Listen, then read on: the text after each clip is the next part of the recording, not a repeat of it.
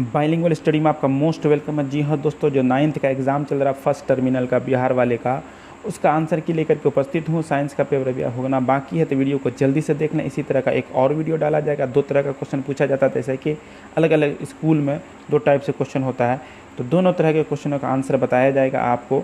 तो आप जल्दी से इस वीडियो को देख लें, फिर दूसरा वीडियो भी जल्दी ही डाल दिया जाएगा। तो देरी किस बात की, जल्दी से देख लें। ये पार्ट ए कह सकते हैं इसको, और पार्ट बी भी हम डालने वाले हैं। तो चलिए पहला क्वेश्चन देखते हैं, हालांकि क्वेश्चन मिलता जुलता है। पहला क्वेश्चन देखते हैं, निम्नलिखित में कौन अदिश राशि है, यानी स्केलर क्वांटिटी है। तो सही आंसर आपका ए का क्या हो जाएगा, कार्य जो है ये अदिश राशि है। ठीक है, बाकी जो यहाँ पर सब सदिश राशि है, विस्थापन, त्वरण, बल। निम्नलिखित में कौन रैखिक गति है, लीनियर मोशन का उदाहरण है। तो 2 का सही आंसर हो जाएगा आपका सी, यानी बंदूक से छोड़ी गई गोली। अगला देखते हैं, एक गाड़ी का ओडोमीटर क्या मापता है। तो ओडोमीटर क्या मापता है, आपका दूरी मापता है, यानी ऑप्शन ए बिल्कुल सही है। अगला देखते हैं, त्वरण जो है आपका एक्सेलरेशन का एसआई मात्रक क्या होता है। तो 4 का सही आंसर हो जाएगा आपका बी, यानी m/s²।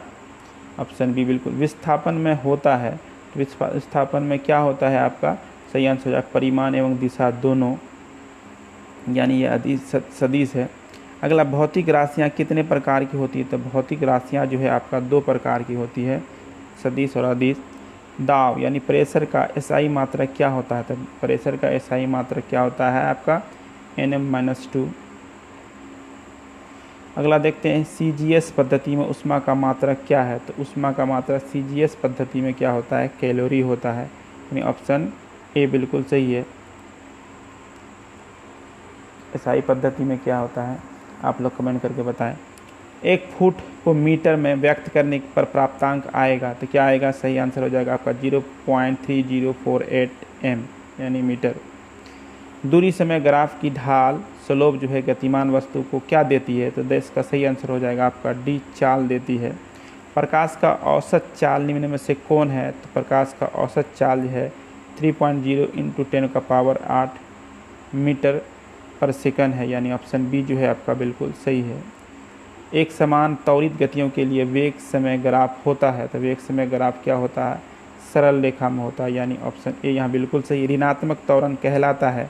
तो ऋणात्मक त्वरण क्या कहलाता है आपका, वो मंदन कहलाता है। वेग बराबर होता है, क्या होता है, तो वेग बराबर आपका होता है विस्थापन बटे समय, यानी ऑप्शन बी यहाँ बिल्कुल आपका सही होगा। 15 नंबर क्वेश्चन में कहते हैं, देखिए क्या कह रहे हैं, यदि 2 राशियों का परस्पर ग्राफ सरल रेखा हो तो दोनों राशियां होंगी। तो 15 का सही आंसर हो जाएगा आपका अनुक्रम क्रमानुपाती, यानी ऑप्शन सी यहाँ बिल्कुल सही हो जाएगा। 36 किलोमीटर पर आवर की चाल से चल रही एक कार 1 सेकंड में कितनी दूरी तय करेगी। तो आप इसको भाग दे करके निकालिएगा, तो आपका हो जाएगा 10 मीटर। ठीक है, पदार्थ की कितनी अवस्थाएँ होती हैं। तो पदार्थ की जो है आपका 5 अवस्थाएँ होती हैं। ठीक है, पदार्थ की 5, 3 तो कॉमन होता है। ठीक है, सबको पता होता है। 5 क्या क्या होता है, आप लोग कमेंट करके बताएं। किसी ठोस पदार्थ का सीधे वाष्प में परिवर्तन कहलाता है। तो वाष्प में परिवर्तन क्या कहलाता है, ऊर्ध्वपातन, यानी ऑप्शन ए बिल्कुल सही है। वायु का दाब जैसे जैसे घटता है वैसे वैसे द्रव का क्वथनांक क्या है, वो घटता है या बढ़ता है। तो क्या हो जाएगा, घटता है, यानी ऑप्शन बी बिल्कुल सही है। पदार्थ के कणों को एक साथ बांध कर रखने वाला बल कहलाता है, क्या कहलाता है वो बल। तो 20 का सही आंसर क्या हो जाएगा आपका आंतराणविक बल, यानी ऑप्शन सी जो है आपका बिल्कुल सही है। और प्रक्रिया जिसमें इत्र की गंध वायु में चारों ओर फैल जाती है कहलाती है। देखिए इसका सही हो जाएगा प्रसरण कहलाती है, ऑप्शन ए बिल्कुल सही है। बोस आइंस्टीन कंडेंसेट पदार्थ की अवस्था है। तो बोस आइंस्टीन कंडेंसेट जो है ये पदार्थ की 5म अवस्था है। चलिए, आप में 4 अवस्था में, तो 5 अवस्था में से एक अवस्था हुई, आपको 4 अवस्था लिखना है, तो ये 5म अवस्था है। ठीक है, बोस आइंस्टीन कंडेंसेट जो है 30 डिग्री सेल्सियस बराबर होती है। तो 30 डिग्री सेल्सियस बराबर कितना होगा, तो सही आंसर हो जाएगा 303 केल्विन, यानी ऑप्शन बी बिल्कुल सही है। ठोस का घनत्व होता है, ठोस का घनत्व क्या होता है। तो 24 का सही आंसर हो जाएगा आपका उच्च होता है। नियॉन संकेत वाले बल्ब, ठीक है, के अंदर कौन सी गैस भरी रहती है। तो इसके अंदर हीलियम गैस भरी रहती है, यानी ऑप्शन ए बिल्कुल सही है। प्लाज्मा अवस्था में पदार्थ के कण होते हैं, अक्रिय गैस होता है। प्लाज्मा अवस्था में पदार्थ के कण क्या होते हैं, तो क्या हो जाएगा अति ऊर्जावान, यानी ऑप्शन बी बिल्कुल सही है। किस गैस का या वाष्प का द्रव्य के रूप में परिवर्तित कहलाता है? तो गैस का वाष्प के रूप में परिवर्तित कहलाता है। गैस या वाष्प का द्रव्य के रूप में कह रहा है यहाँ पर कि गैस से द्रव बनना क्या कहलाता है? आपका संघनन कहलाता है। जैसे बादल से पानी का बनना या बादल का बनना कह सकते हैं।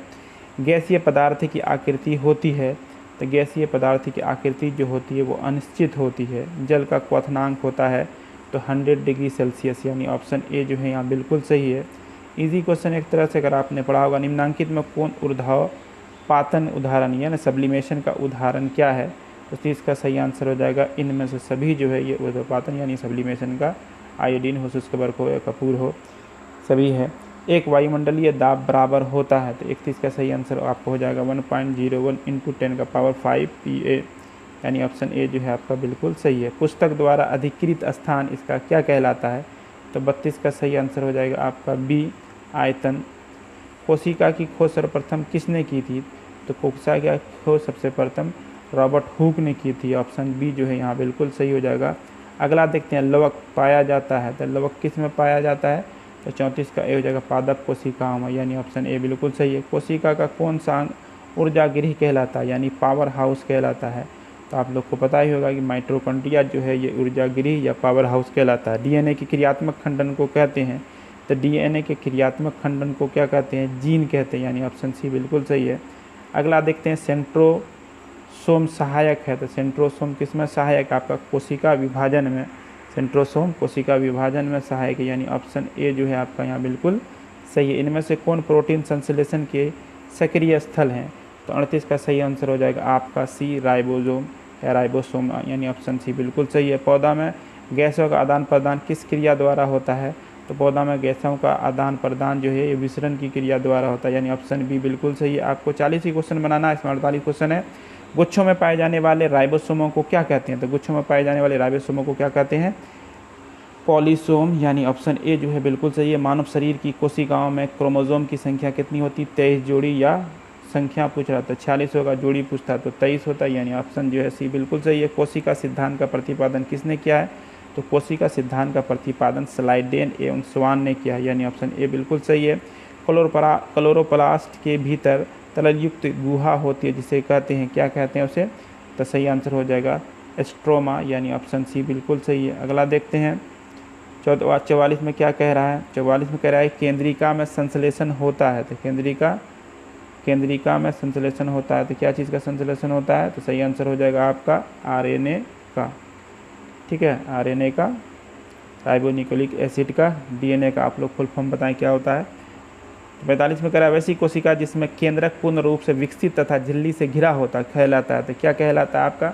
इसका आंसर हो जाएगा यूकैरियोटिक, यानी ऑप्शन बी बिल्कुल सही है। अनुवांशिक लक्षणों को एक पीढ़ी से दूसरी पीढ़ी तक ले जाता है, तो एक पीढ़ी से दूसरी पीढ़ी तक कौन लेके जाता है? डीएनए लेके जाता है। सर्वप्रथम किसने जंतु कोशिका में गोल्जी उपकरण देखा था? गोल्जी उपकरण जो है जंतु कोशिका में किसने सबसे पहले देखा था? तो सही आंसर होगा कैमिलो गोल्जी ने, यानी ऑप्शन सी जो है आपका बिल्कुल सही है। अगला देखते हैं, जीव द्रव्य का वह भाग जो कोशिका भित्ति एवं केंद्रक के बीच होता है कहलाता है, तो सही आंसर हो जाएगा साइटोप्लाज्म, यानी ऑप्शन जो है ए बिल्कुल सही है। वीडियो को लाइक कर दें, कमेंट करें, शेयर करें। अगर आपको इसका पीडीएफ चाहिए तो टेलीग्राम का लिंक नीचे दिया है, वहाँ से आप इसको डाउनलोड कर सकते हैं। तो चलिए आपसे मिलते हैं अगले वीडियो में, इसका दूसरा पार्ट में, पार्ट बी में। तब तक के लिए धन्यवाद।